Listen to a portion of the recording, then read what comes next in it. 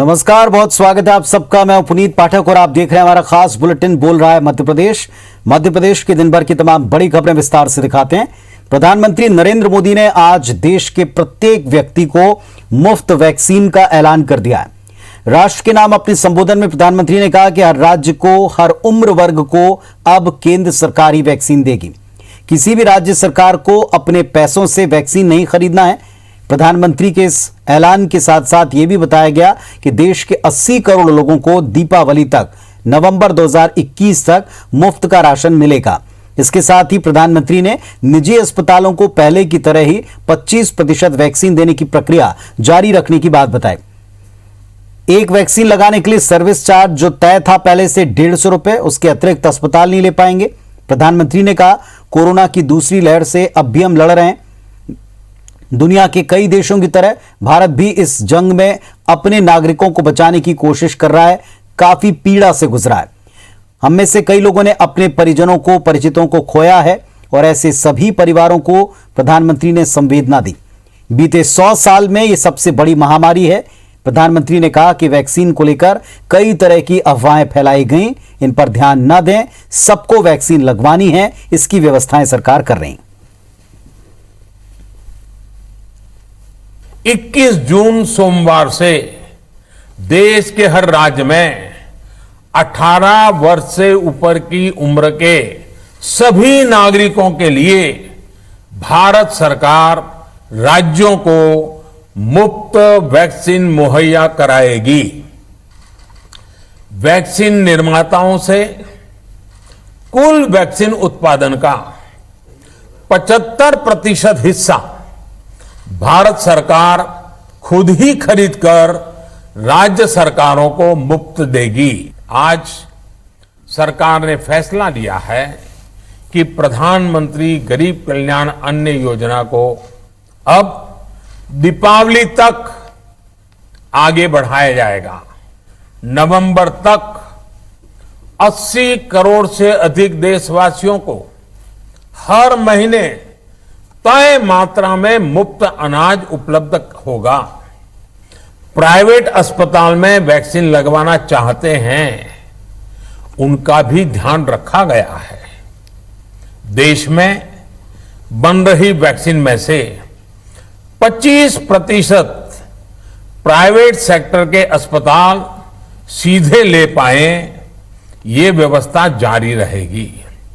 जो लोग वैक्सीन को लेकर आशंका पैदा कर रहे हैं, अफवाहें फैला रहे हैं, वो भोले भाले भाई बहनों के जीवन के साथ बहुत बड़ा खिलवाड़ कर रहे हैं। ऐसी अफवाहों से सतर्क रहने की जरूरत है। मैं भी आप सबसे, समाज के प्रबुद्ध लोगों से, युवाओं से अनुरोध करता हूं कि आप भी वैक्सीन को लेकर जागरूकता बढ़ाने में सहयोग करें। तो अब उम्मीद की जा रही है कि इसके बाद सबको सरलता से वैक्सीन उपलब्ध होगी, लेकिन किस फॉर्मूले के तहत राज्यों ने जो पहले से वैक्सीन ले रखी है, इसको लेकर भी कई सारे सवाल हैं। अब वैसे पूरे देश में 18+ वर्ष के ऊपर के तमाम लोगों को कोरोना वैक्सीन केंद्र सरकार फ्री में लगवाने वाली है। इसका कई लोगों ने स्वागत किया। मुख्यमंत्री शिवराज सिंह चौहान ने प्रधानमंत्री नरेंद्र मोदी के इस निर्णय का हार्दिक स्वागत करते हुए प्रदेश की जनता की तरफ से आभार व्यक्त किया। सीएम ने कहा कि पूरे देश में 18 वर्ष से अधिक आयु के वैक्सीनेशन का कार्य पहले राज्य सरकार कर रही थी, लेकिन अब इसका बीड़ा जो है केंद्र ने उठाया। कई दिक्कतें राज्यों को थी। कई राज्य वैक्सीन निर्माता कंपनियों पर दबाव बनाने के साथ ग्लोबल टेंडर भी कर रहे थे। राज्य सरकारों ने प्रधानमंत्री से अनुरोध किया था कि वैक्सीनेशन कार्य केंद्र अपने हाथों में ले, अपने माध्यम से कराए। इधर दूसरी तरफ छत्तीसगढ़ के सीएम भूपेश बघेल ने कहा कि सुप्रीम कोर्ट की फटकार के बाद यह फैसला आया, जबकि छत्तीसगढ़ के स्वास्थ्य मंत्री टीएस सिंहदेव ने इस फैसले को देर आए दुरुस्त आए इस संज्ञा से नवाजा। प्रधानमंत्री श्रीमान नरेंद्र मोदी जी का हृदय से आभार प्रकट करता हूं कि देश में संपूर्ण वैक्सीनेशन का काम अब केंद्र सरकार करेगी। राज्यों के अनुरोध को उन्होंने स्वीकार किया है। सुप्रीम कोर्ट ने भी फटकार लगाई, लोगों ने भी कहा, तब जाके केंद्र सरकार की नींद खुली है और अब जाके फ्री वैक्सीन की बात कर रहे हैं। जो राज्यों पे ब्लेम लगाया जा रहा है वो सरासर अनुचित है। तो देर आए दुरुस्त है, जो होना चाहिए था अब दोबारा फिर से हो रहा है। ये तो चेंज ही नहीं करना चाहिए था, गलत नीति थी। अब 25% प्राइवेट सेक्टर के लिए उपलब्ध करा दिया। ये नागरिक जाने, अगर वो प्राइवेट में लगाना चाहते हैं तो एक अलग व्यवस्था उनने कंपनियों के लिए कर दी है कि वहां से खरीदो महंगा, और जो महंगा लगाना चाहें निजी संस्थाओं में वो लगा लें। मध्य प्रदेश के जूनियर डॉक्टर्स की मांग को लेकर चिकित्सा शिक्षा विभाग ने आदेश जारी कर दिया, जिसके मुताबिक जूनियर डॉक्टर्स का स्टाइपेंड बढ़ेगा। कंज्यूमर प्राइस इंडेक्स के आधार पर हर साल इसमें इजाफा होता जाएगा। पहले प्रदेश में 7 दिन से जूनियर डॉक्टर की हड़ताल थी, जिसको खत्म कराने के कई प्रयास हुए। सुबह हड़ताल खत्म हुई, शाम तक आदेश आ गया।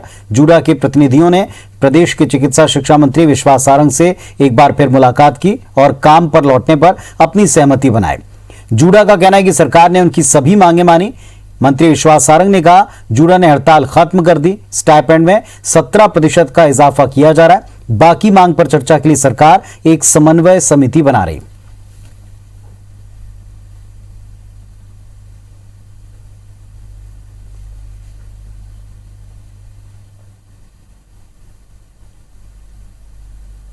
माननीय मंत्री जी से हमारी जो चर्चा होने के बाद हमारी जो सारी जो मांगे थी वो मान ली गई है और हम जूडा जो मध्य प्रदेश का जो आंदोलन पे था उसको समाप्त करता है। जूडा काम पर कब से लौटेगा?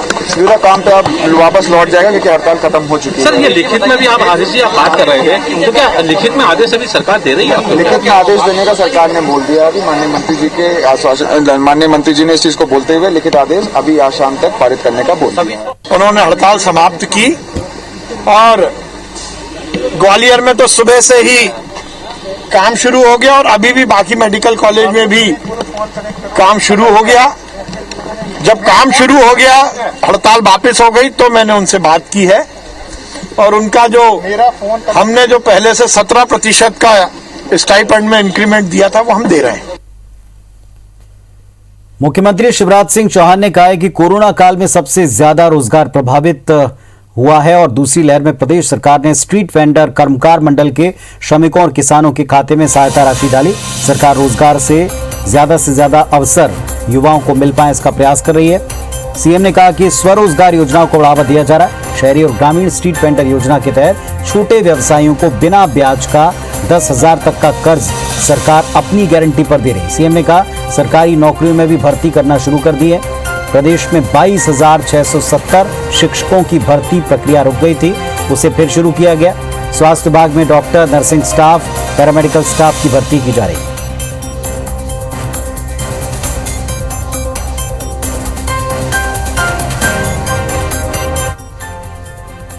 स्ट्रीट वेंडर योजना मध्य प्रदेश में लगातार जारी रहेगी और हम जो छोटे छोटे व्यवसायी हैं उनको 10,000 रुपए का बिना गारंटी का गारंटी सरकार लेगी और बिना ब्याज का लोन दिलाते रहेंगे।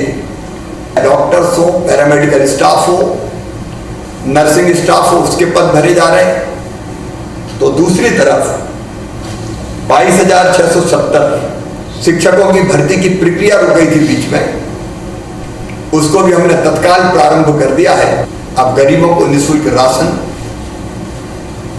भारत सरकार के द्वारा नवंबर माह तक दिया जाएगा। प्रदेश में इन दिनों अटकलों का बाजार काफी गर्म है। अटकल ये कि क्या प्रदेश बीजेपी में या प्रदेश सरकार में कुछ फेरबदल होने को है। चर्चा ये भी, क्या नेतृत्व परिवर्तन को लेकर कोई उठापटक है। नेताओं को ये तक कहना पड़ रहा है कि राज्य शिवराज सिंह चौहान ही चलाएंगे। इसके बावजूद अटकलों पर विराम ही नहीं लग रहा। सब बकवास है, ये सामान्य मेल मुलाकात है। इसको आधार न बनाए समाचार का, ऐसा कुछ भी नहीं है। ये मध्य प्रदेश की सियासत के दो चमकते चेहरे हैं, जिन्होंने हाल ही में बंगाल के चुनाव में अपनी रणनीति का लोहा मनवाया।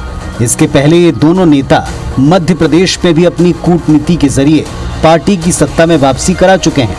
लेकिन जिस तरह बीते 10 दिन में दिल्ली से लेकर भोपाल तक मुलाकातों का दौर चला, उसके बाद ये दोनों नेता सुर्खियों में आ गए। दरअसल कैलाश विजयवर्गीय और नरोत्तम मिश्रा ने पिछले कुछ दिनों में दर्जनों नेताओं और विधायकों से मुलाकात की। इसके बाद मध्य प्रदेश में सत्ता और संगठन में बड़े बदलाव को लेकर कयास लगाए जाने लगे, लेकिन दोनों नेताओं ने साफ साफ और बार बार इन तमाम अटकलों को खारिज किया। भारतीय जनता पार्टी पूरी तरह से शिवराज सिंह जी और बीडी शर्मा जी के नेतृत्व में एक है, संगठित है। माननीय शिवराज सिंह जी मुख्यमंत्री थे, माननीय शिवराज सिंह जी मुख्यमंत्री हैं, माननीय शिवराज सिंह जी मुख्यमंत्री रहेंगे। ये सामान्य मेल मुलाकात है। आजकल कोविड में लोगों के पास काम भी कम है, तो कम से कम अपने व्यक्तिगत संबंध ही मधुर कर रहे हैं, और उसको राजनीतिक रंग देना मैं नहीं मानता कोई बहुत कुल नहीं। शिवराज जी के नेतृत्व में ही प्रदेश चलेगा। बीजेपी के दोनों दिग्गज नेताओं ने भले ही स्पष्ट कर दिया हो कि मध्य प्रदेश में सीएम शिवराज के नेतृत्व में राज्य और सोशल मीडिया पर परिवर्तन को लेकर सारी खबरें बकवास हैं, लेकिन बीजेपी के भीतर के माहौल पर कांग्रेस पार्टी अब भी कटाक्ष कर रही है। कांग्रेस ने ट्वीट कर तंज कसा कि बाईटवीर सीएम की दौड़ से बाहर हो गए, इसीलिए शिवराज सिंह का समर्थन कर अब डैमेज कंट्रोल की कोशिश है। कांग्रेस ने यह भी लिखा, कौन चखेगा सीएम पद का स्वाद, कैलाश, वीडी, उमा या फिर प्रहलाद। वहीं पूर्व मंत्री पीसी शर्मा ने कहा कि बीजेपी के कई नेता उठापटक तो कर रहे हैं, लेकिन सीएम शिवराज सिंह ने भी कच्ची गोलियां नहीं खेली। वहीं इस पर बीजेपी प्रदेश अध्यक्ष वीडी शर्मा ने कांग्रेस पर अनर्गल बातें फैलाने के आरोप लगाए। मुख्यमंत्री शिवराज सिंह चौहान जी ने भी कच्ची गोलियां नहीं खेली, और मैं समझता हूँ बात सिद्ध हो रही है। कैलाश विजयवर्गीय जी जब वहाँ कुछ नहीं कर पाए वेस्ट बंगाल में, तो यहाँ क्या करेंगे? और उनके आसपास, उनके इर्द गिर्द सब चीज़ें घूम रही थी। प्रहलाद पटेल साहब दमोह में कुछ नहीं कर पाए, उनके आसपास पूरी चक्री घूम रही थी। तो नतीजा तो ये होना ही था। सोशल मीडिया पर और ये सारी बातें, मिलना जुलना तो सहज होता है लोगों का एक दूसरे के साथ। मनुष्य हैं तो आपस में मिलेंगे ही। तो इसलिए ये दुष्चक्र करने का प्रयास कांग्रेस जो कर रही है, ये मैं इसको ठीक नहीं मानता। कुल मिलाकर प्रदेश में बीजेपी के सीनियर लीडर्स के मेल मिलाप ने कई अटकलों को जन्म दिया है। सोशल मीडिया में नेतृत्व परिवर्तन के कयासों की खबरों पर चर्चा लगातार होती रही। अब कैलाश विजयवर्गीय और नरोत्तम मिश्रा दोनों इन खबरों का स्पष्ट खंडन कर चुके हैं, पर सवाल ये उठता है कि क्या इस खंडन के बाद इन अटकलों पर विराम लगेगा? नवीन कुमार सिंह, IBC 24, भोपाल। और इस वक्त आपको बता दें कोरोना से जुड़ा अपडेट। मध्य प्रदेश में 571 कोरोना के नए मरीज मिले। 24 घंटे में 32 मरीजों की मौत हुई है। प्रदेश में 1782 मरीज स्वस्थ हुए हैं। एक्टिव मरीजों का आंकड़ा 8860 है। प्रदेश में अब तक 7,85,767 संक्रमित हुए हैं। अभी तक 8,369 मरीजों की मृत्यु हुई है और प्रदेश में अभी तक 7,68,538 मरीज स्वस्थ हुए हैं।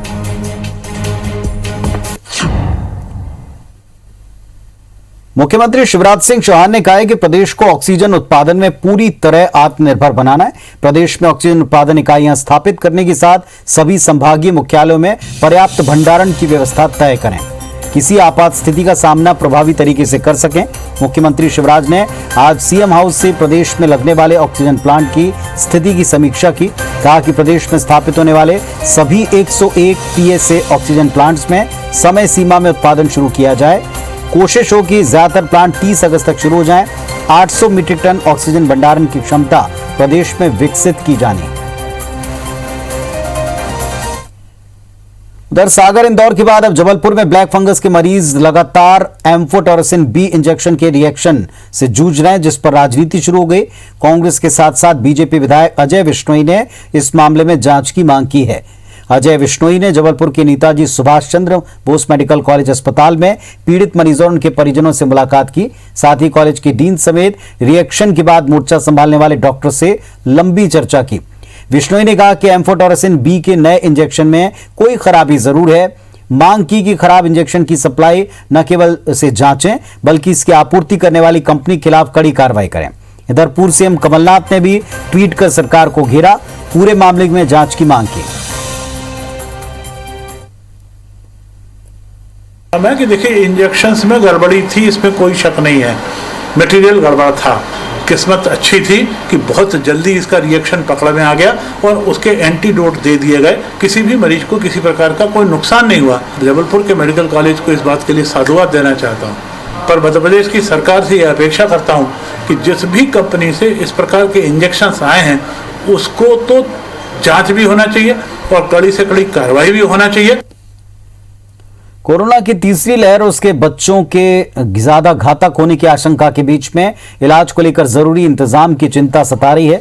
मध्य प्रदेश के ग्वालियर में सीएमएचओ कार्यालय के आंकड़ों के मुताबिक ग्वालियर जिले में नवजात से लेकर 18 साल से कम उम्र के बच्चों की संख्या 9 लाख है। अगर 1% भी संक्रमण का शिकार बने तो इलाज के लिए न तो पर्याप्त बेड है, न एम्बुलेंस, न दीगर सुविधाएं। कमला राजा चिकित्सालय यानी कि KRH को अगर छोड़ दें तो जिला अस्पताल में सिर्फ 10 बिस्तर बच्चों के लिए रिजर्व हैं। जय आरोग्य अस्पताल के अधीक्षक कहते हैं कि बच्चों के लिए अलग से 90 बिस्तरों का इंतजाम कर रहे हैं। इसमें SNCU, PICU और हाई डिपेंडेंसी यूनिट बनाई जाएंगी। हमारे बाकी के जो PG छात्र हैं वो ऑर्थो वाले हैं, सर्जरी वाले हैं, गायनी वाले हैं, न्यूरो वाले हैं, वो अपना उस चीज़ के इलाज करने के लिए आए हैं। कोविड का इलाज करना है तो आपको चेस्ट फिजिशियंस की डिग्रीज धारी चिकित्सक चाहिए होंगे। डॉक्टर्स के और साइंटिस्ट के जिस तरह के कुछ प्रेडिक्शन आए हैं उसके हिसाब से हमने तैयारियां शुरू कर दी हैं। उसको लेके एक 90 बिस्तर का पीडियाट्रिक वार्ड जिसमें NICU, PICU और HDU तीनों की संरचना होगी, उसके लिए पूरी तैयारी हो गई है। आलू पैदावार को लेकर मध्य प्रदेश सरकार ग्वालियर को एक बड़ी सौगात देने वाली है। ग्वालियर में आलू की पहली टिश्यू कल्चर लैब बनाई जाएगी जहां नई नई वैरायटी के आलू उत्पादन पर रिसर्च होगी। बेहटा गांव के पास प्रशासन ने इसके लिए जमीन आरक्षित करने की प्रक्रिया शुरू कर दी। बताया जा रहा है कि अब ग्वालियर में गुजरात और दूसरे राज्यों की वैरायटी वाले आलू की पैदावार की जा सकती है। मंत्री भारत सिंह कुशवाहा ने किसानों को आत्मनिर्भर बनाने के लिए सरकार की इस बड़ी पहल को लेकर जानकारी दी। ये लैब जब स्थापित होगी और इसका लाभ समूचे प्रदेश और अंचल को मिलेगा, किसानों के लिए ये मील का पत्थर साबित होगी और नए नए किस्म, नए नए वैरायटी के हम आलू की किस्मों का उत्पादन कर सकेंगे। एक फूड प्रोसेसिंग के काम में बढ़ावा इस प्रदेश को मिले, ऐसी सरकार की सोच है। भोपाल के ग्रामीण इलाकों में लोगों की मदद के नाम पर लालच देकर धर्म परिवर्तन कराए जाने की कई बातें सामने आईं। बोरदा पंचायत के अमलावत खुर्द के महेश लोधी ने आरोप लगाया कि कोरोना काल में मदद के बहाने कुछ मिशनरी लोगों को ग्रामीण आदिवासियों को ईसाई बनाने में तुली रहीं। आरोप है कि पंजाब के गुरदासपुर से आया एक कमल सिंह उर्फ थॉमस मार्टिन नाम का युवक इसी काम में लगा है। यह आरोप भी लगाया कि कमल सिंह ने कोलार थाना क्षेत्र के बोरदा गांव में चोरी छिपे चर्च बना दी। हालांकि जानकारी मिलने पर प्रशासन ने इसको तोड़ दिया। जिला प्रशासन और पुलिस की दलील है यह निर्माण सरकारी जमीन पर हो रहा था, इसलिए इसको तोड़ा गया। आरोपी कमल सिंह का कहना है कि वो रहने के लिए निर्माण कर रहा था। चर्च बनाने की बात झूठी है, किसी का कोई धर्म परिवर्तन नहीं किया गया। 1-2 बार मैं गया तो मैंने जानकारी ली वहाँ पे कि निर्माण किस चीज़ का चल रहा है, तो कुछ लोगों ने बताया बोले मकान अगर बना, मकान बहुत बन रहे, ऐसे बनते रहते हैं।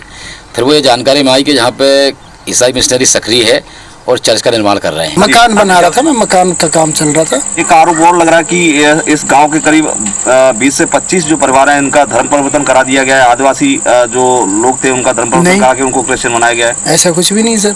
अभी तक हमारे पास इस टाइप का कोई लिखित कंप्लेंट नहीं आया है या फिर कोई आवेदन नहीं आया है जिसमें इस चीज़ का खुलासा हो। यदि ऐसा आता है तो उस पर उचित कार्रवाई की जाएगी। कब्जा करने की दृष्टि से निर्माण कार्य किया जा रहा था। बिल्डिंग का क्या उद्देश्य था, क्योंकि बिल्डिंग निर्माणाधीन थी इसलिए वो स्पष्ट नहीं था, इसलिए उसको अतिक्रमण मानते हुए अमले के द्वारा तोड़ दिया। प्रशासनिक दृष्टि से ऐसा कुछ सामने आया कि कुछ लोगों को धर्म परिवर्तन भी कराया गया था, ऐसे कुछ परिवार है? नहीं, ऐसा कोई विषय अभी समझ में नहीं आया है। यदि आएगा तो उस पर करेंगे।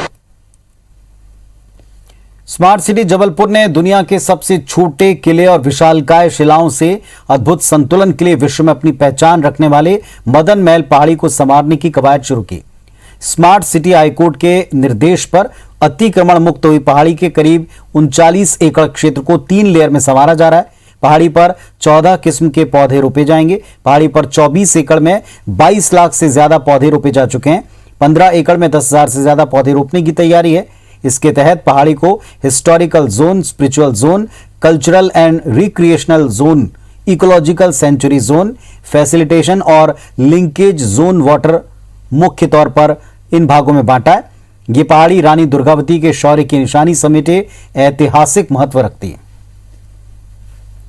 पहेड़ा, जामुन, करंज इत्यादि के जो पौधे हैं वो लगा रहे हैं, 3 लेयर में लगा रहे हैं। पूर्ण पौधरोपण हो जाएगा हमारे जो प्लानिंग के अनुसार है, तो वो एक शहर के लिए ऑक्सीजन बैंक या एक लंग्स का कार्य करेगा, क्योंकि वहाँ लगभग आगे चलकर 1 लाख पौधों का पौधरोपण विभिन्न डिपार्टमेंट के द्वारा किया जाना है।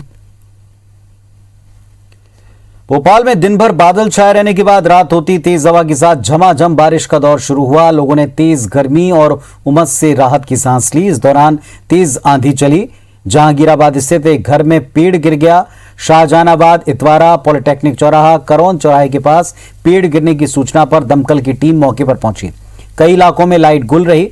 मौसम विशेषज्ञ कहते हैं कि 10 और 11 जून के बीच बंगाल की खाड़ी में कम दबाव का क्षेत्र बनने के आसार हैं। 10 जून से अरब सागर के ऊपर दक्षिण पश्चिम हवाओं के मजबूत होने की संभावना है।